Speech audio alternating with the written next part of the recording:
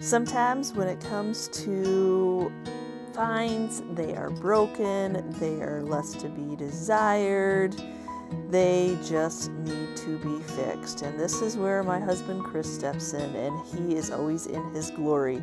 Problem solvers is probably, if you had a resume and you could put problem solvers on it, that would be us. So in today's video, a lot of this is Chris sharing with you the process of how he's saving these from the trash.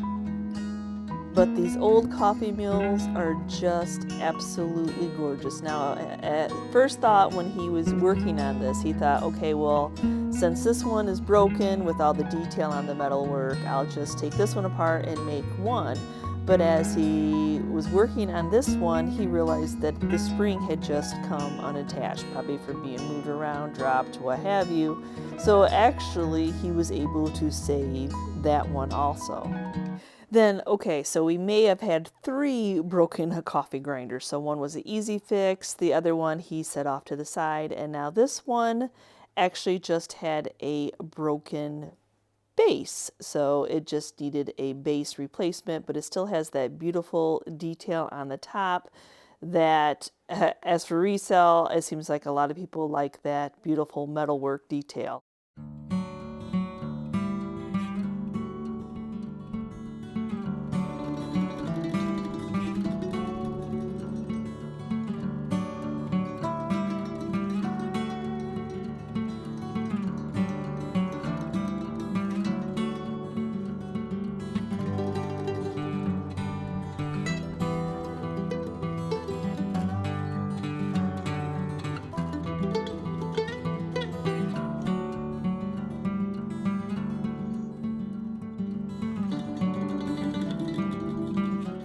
That it has it all cut down to size, he's going to go ahead and give it a sanding to make sure that this wood is nice and smooth.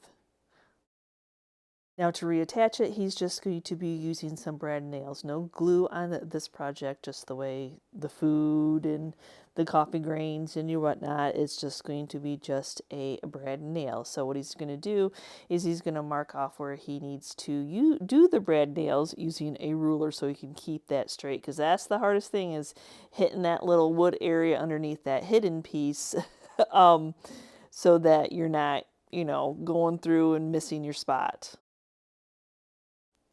Now the next step is he put a new bottom on there. So how do you match up that same stain that stained this to look like that? So it's actually easier to sand off all the old stain on the rest of it to make that match the new stain that then you are going to put on the new piece. Does that make sense?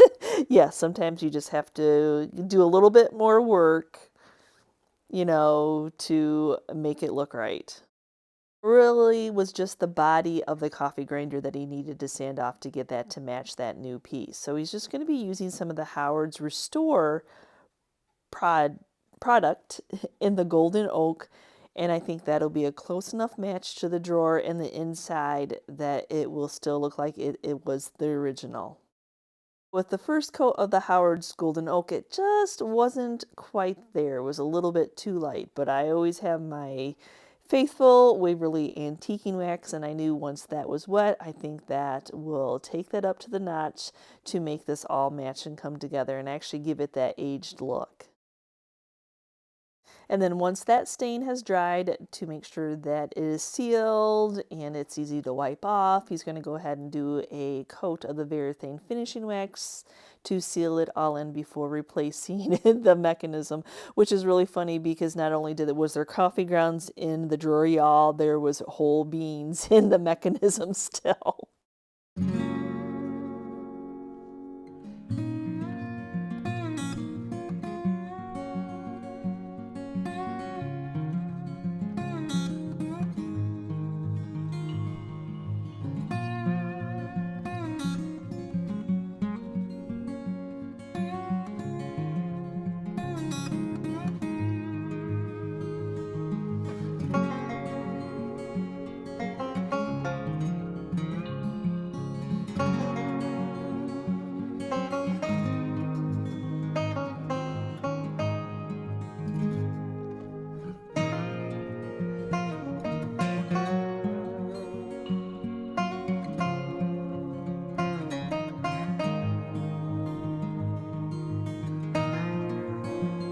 When I purchased this broken down firkin at a recent auction, not only did Chris give me eyeballs, but everybody else there gave me eyeballs. But y'all, look at the age of this piece. Sometimes you've got to see past the brokenness. And you know you're not going to make it as good as new, but with a little bit of glue, and some passion of saving items, I knew that we could fix this piece. Okay, so it may be more than just a little bit of glue and some awkward angles to get into, but I knew that Chris would be up for the challenge. As I said, we are problem solvers. So yes, so he's just going to go ahead and glue it, do some very short, the shortest brad nails that we have, to then tack it into place.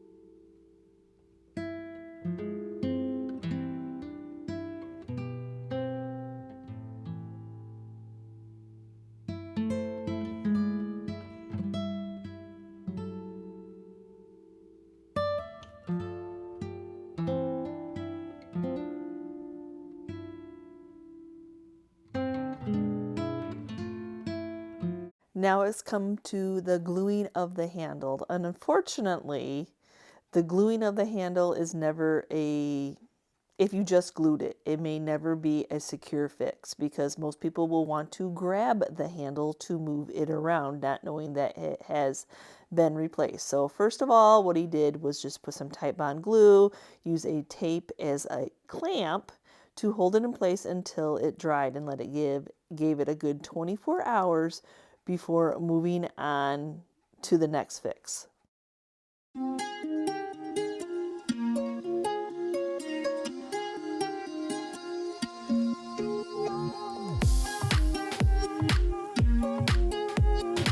So the next fix is actually putting a piece of metal. We just auction finds, and a lot of times, since Chris is a tool guy, he will buy boxes of full of tools, and there's random pieces of metal. So we actually do keep those in our stash. And look at this one was perfect. It's got some detail to it. So look at God Wink Moment, be able to use this to mend this broken handle, and just a beautiful detail for accenting a area that has been damaged, and there's just something about that, you all. So what he's did was pre-drill some holes in the metal. He's using some very, very, very small nails, the smallest he has, and then tacking those into place. But he'll also have to go ahead and cut off the excess because they go all the way through. Yet again, using some glue on the metal to hold the metal to the handle. But this should be more of a permanent fix.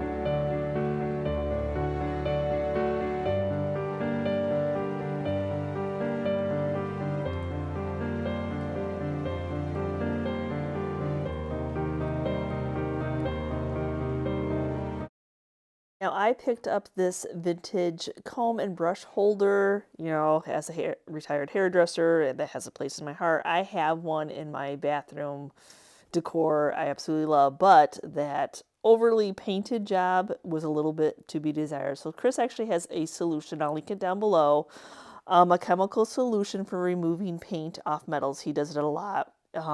For refinishing his tools. So you let it sit overnight. It's not a quick process. And then as you see, you can start, it just dissolves that paint, getting it down to the metal. I've done this on metal flower frogs before also. Yeah, so I can just get it down to that beautiful aged metal that I would like it to be.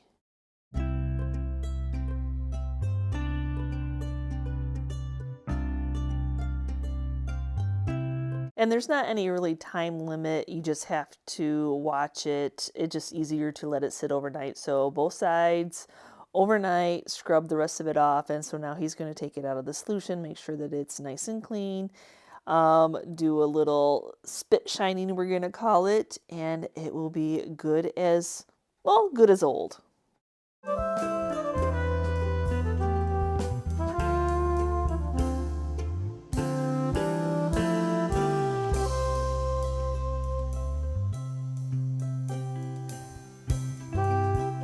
These two drawers were not in it at the time of when it was being auctioned. So if you are a flipper and you just want to do stuff and flip it, you're going to steer clear from that because it's missing the two drawers. So Chris, as a person who is a woodworker, saw it as I just cut the top off because the sides are a little worse for wear. And then he just needed to make a new frame for it anyway, a new outer for it anyway. So he bid on it. So he ended up getting this for $25. And throughout the auction, since it was in our own town, or maybe auctioneers would do that. At first, our friend found one, and then throughout the tool auction, he found two. So he found the two matching that goes with that. Now, the picture of the auction online showed all of them being there, so you knew they were there. But usually these kind of boxes at an auction will go $50 to $100 easily, and they're just going to resell it as is. Now, Chris will clean it up, and then, as you see, it has tools in it. So whatever was in it is whatever you get in there. So if you followed us for a while, you may remember this box. So yes, Chris finally is getting to have time to make it over. And he's actually going to be using some recycled wood. Oh my goodness. Nope, we're going to leave that integrity of the piece there. But yes, it needed some sides. It was just some guys, he used it in his garage. It was a cubby and he used it and he never really even gave it sides. So he is just using some of this bead board, tongue and groove bead board that we had taken apart at an old entertainment center. And it is just going to just, oh my gosh, accentuate this cubby perfectly.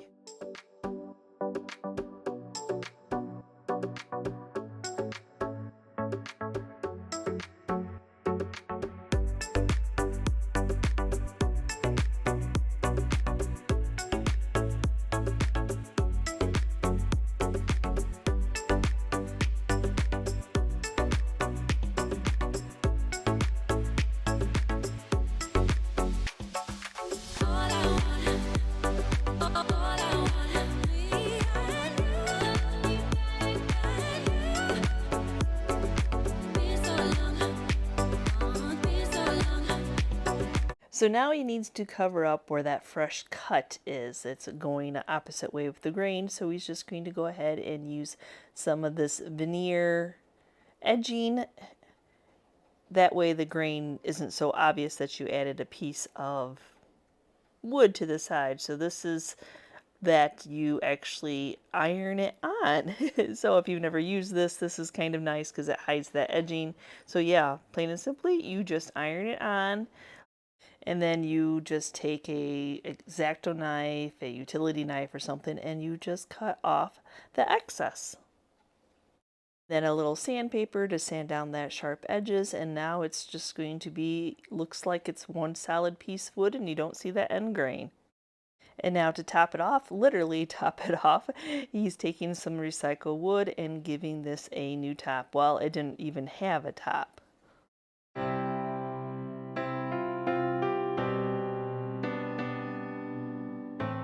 Now, even though he's not going to paint the drawers, oh my gosh, yes, leaving that beautiful aged teal color, the backing did need to be there. It just wasn't anything but plywood pieces. So to make it look a little bit better, he's just using some black paint. And now he needs to give some age to that new piece of wood along with the veneer banding, and he's just going to use antiquing wax. Some antiquing wax should blend this in. That patina on the beadboard side is perfect. You got the drawer face all done. Now he just needs to give this some age. And when a piece has some age, sometimes it's nice to go back in, and I'm going in with some black wax, and instead of making it look like a new piece of wood on the top, all I'm doing is adding black wax along that side. That just kind of gives it that I've been touched a lot, I've got the oils off of people's hands. It'll just give it a little bit more age adding that black wax. Now I'd like to say that you just stick those drawers right back in and you call it good, but remember this had its purpose was for them to use it in a shop. This was to hold their tools. So it was probably just made out of necessity. So it does need a little bit of cleaning. Some of the paint is on the sides. The drawers need to be cleaned as much as you can. Not going to worry about painting them, just maybe those splatters of the paint on the side, and clean it as best as we can, and then freshen them up with a coat of natural wax.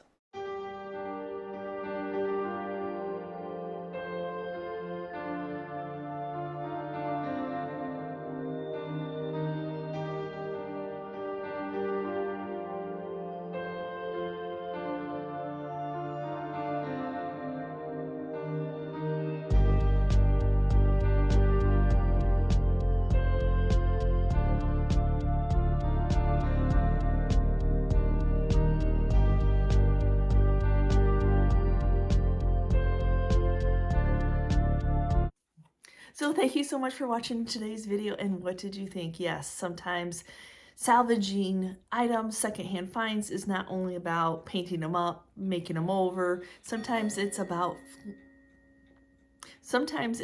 fixing them also, and sometimes the fixes are character. You just add character to them. So give me a quick comment down below which item was your favorite. I have inspired you in any way to look at secondhand finds in a new way. So we will see you next time, guys, and you can see what we're up to.